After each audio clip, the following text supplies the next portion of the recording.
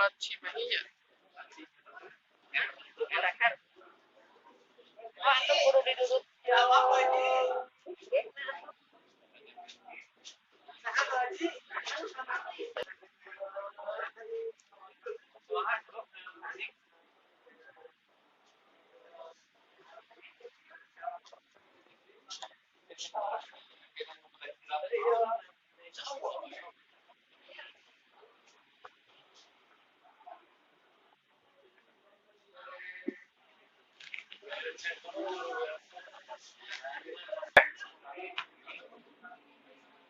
Emang boleh game bola jadi sih.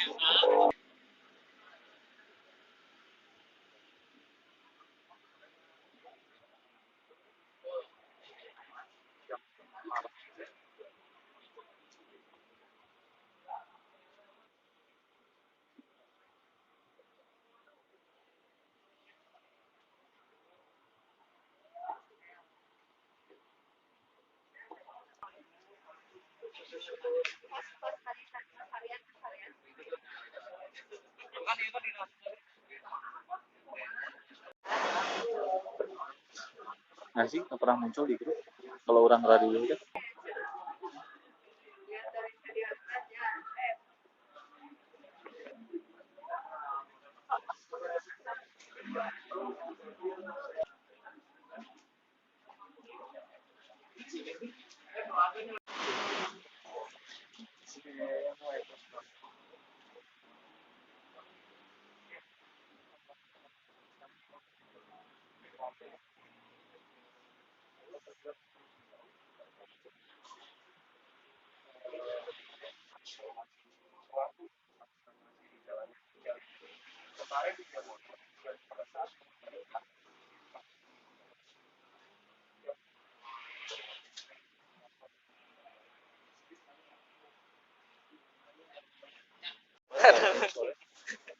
Sudah.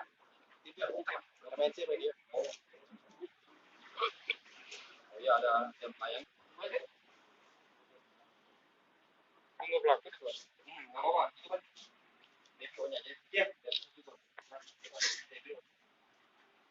Apa bang? Kasih. Update perkembangan hasil pengembangan kasus penusukan yang terjadi di Jalan Mukodar, Ciborong, Kabupaten Cimahi Selatan. Di mana kejadian ini terjadi pada hari Rabu, tanggal 19 Oktober 2022 sekitar jam 18.45. Adapun modus kejadiannya diduga berdasarkan bukti permulaan yang cukup, tersangka diduga keras melakukan tindak pidana pembunuhan berencana dan atau pembunuhan disertai dengan delik pencurian dengan kekerasan yang akhirnya mengakibatkan matinya atau meninggalnya korban. Identitas pelapor yaitu MHM dan sedangkan identitas tersangkanya ini Rizaldi Nugraha Gumilar alias Ical. Nah, tersangkanya ini memang sudah teridentifikasi berdasarkan hasil persesuaian dari beberapa data dan informasi serta alat-alat bukti yang dijadikan petunjuk untuk mengembangkan informasinya sehingga disimpulkan tersangka inilah sebagai pelakunya. Kronologis kejadiannya, awal mula korban yang berangkat melaksanakan pengajian di pesantren At-Taqwa sekitar jam 18.45 korban kembali di jalan kemudian berpisah dengan temannya. Kemudian dilihat oleh tersangka dan akhirnya ditemui oleh tersangka dan turun untuk meminta sesuatu barang berupa HP. Namun HP tidak ada, ditusuk langsung oleh pelaku. Kemudian pelaku melarikan diri, korban kemudian berteriak meminta tolong pada mamanya dan akhirnya ditolong oleh 2 orang. Kemudian dibawa ke rumah sakit dan menghubungi keluarga korban untuk menuju ke rumah sakit. Adapun barang bukti yang kita sita ini berupa 1 unit kendaraan roda 2 Honda Beat dengan STNK dan kunci kontak, kemudian 1 pasang sendal jepit, kemudian pakaian korban yang terdapat lubang yang diduga bekas tusukan benda tajam, kemudian rekaman CCTV yang juga dilakukan pengembangan, di mana akhirnya didapatkan beberapa rekaman CCTV yang memperlihatkan korban berputar-putar di kompleks tersebut sebelum kejadian. Kemudian hasil visum interrogatornya dari rumah sakit. Nah, dari beberapa hari pasca kejadian, tim penyidik dan penyelidik berupaya keras untuk melakukan pengungkapan kasus dan didapatkan beberapa informasi, keterangan, dan juga data-data.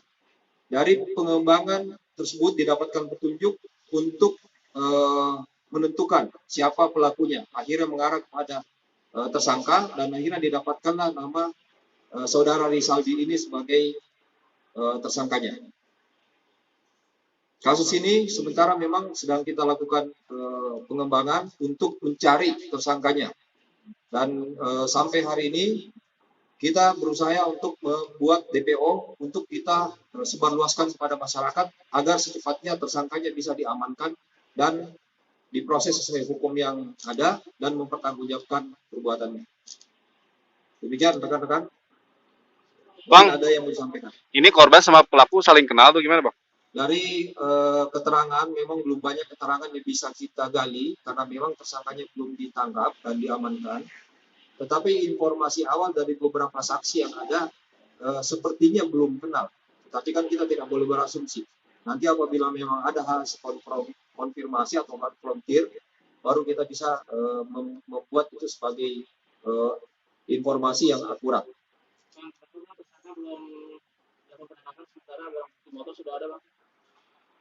Memang pertama beberapa ada kesulitan-kesulitan seperti di TKP yang memang cenderung sepi pada saat kejadian, tidak ada saksi yang bisa melihat kejadian tersebut.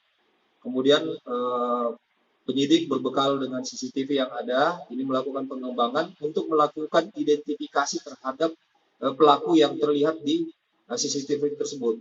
Ini memakan waktu untuk melakukan identifikasi dan pengenalan terhadap pelaku. Kemudian juga penyidik berupaya melakukan pengembangan dengan menelusuri dari jejak kendaraan yang ada.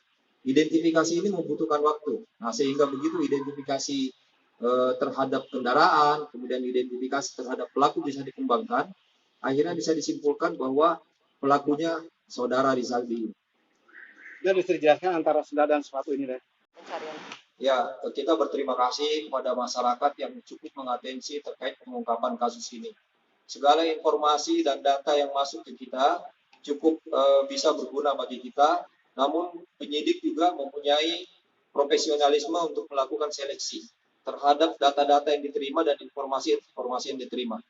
Walaupun informasi tersebut ada yang tidak benar, tetapi profesionalisme penyidik di sini cukup mumpuni untuk bisa menyeleksi informasi-informasi yang masuk tersebut.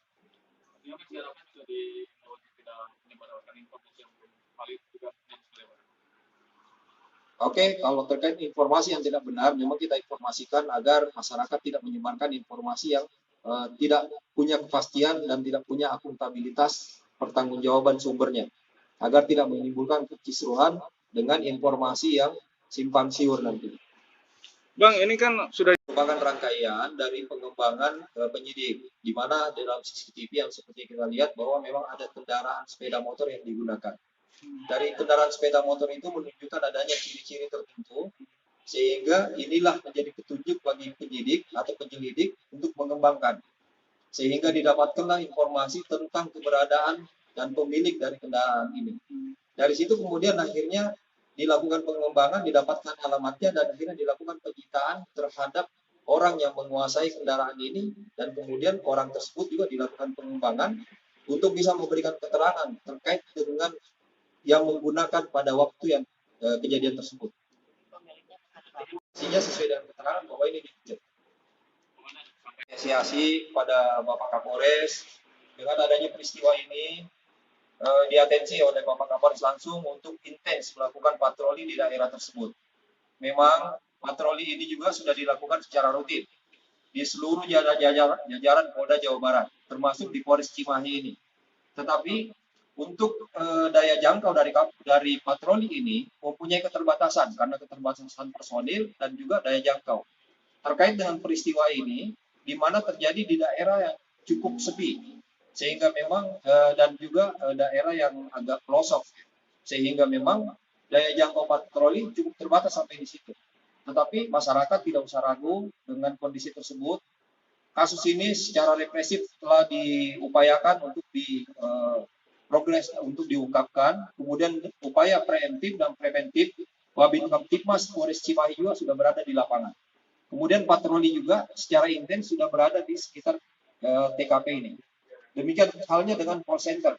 Sudah ada call center pengaduan masyarakat yang apabila menemukan suatu hal yang mencurigakan bisa langsung melaporkan baik ke Polsek maupun ke Polres.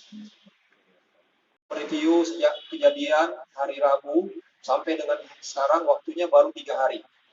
Memang dalam hal pengungkapan kasus, penyidik berusaha untuk melakukan pengembangan dan ini membutuhkan waktu. Termasuk mulai dari awal, masalah identifikasi kendaraan saja ini sudah membutuhkan waktu. Kemudian termasuk identifikasi terhadap pelaku. Nah, dari petunjuk-petunjuk yang ada ini, tanggung jawab penyidik untuk mendudukkan ini secara pro justisia. Jadi akuntabel bisa dipertanggungjawabkan secara norma hukum. Sehingga ini semua membutuhkan waktu. Tapi insya Allah kita memberikan dorongan dan spirit kepada penyidik untuk bisa mengembangkan kasus ini.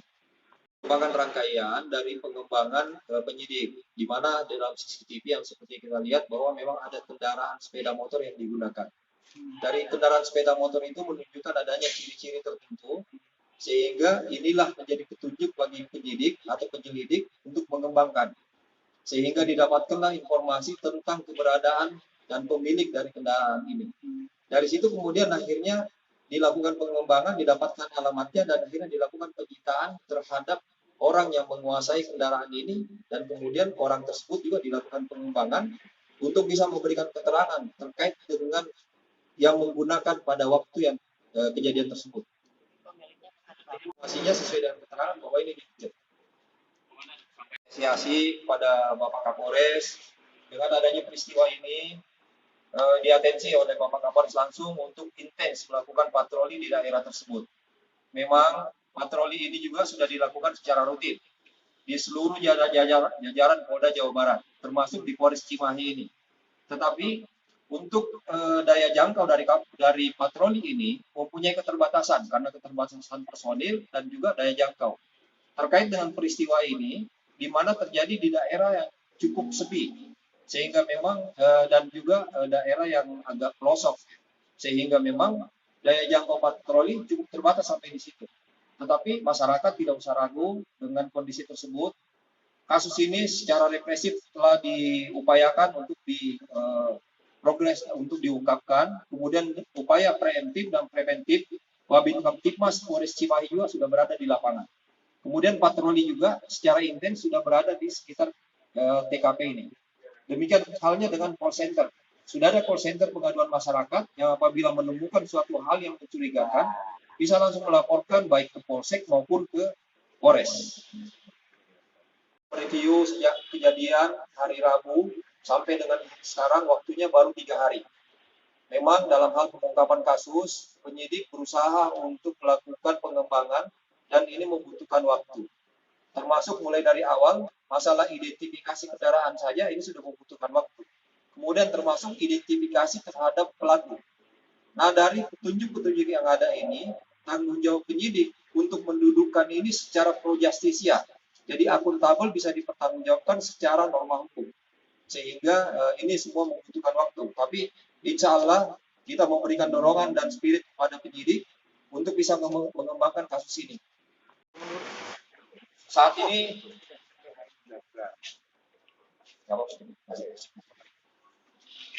ini kita menetapkan tersangka sebagai DPO. Untuk itu kita terbitkan DPO.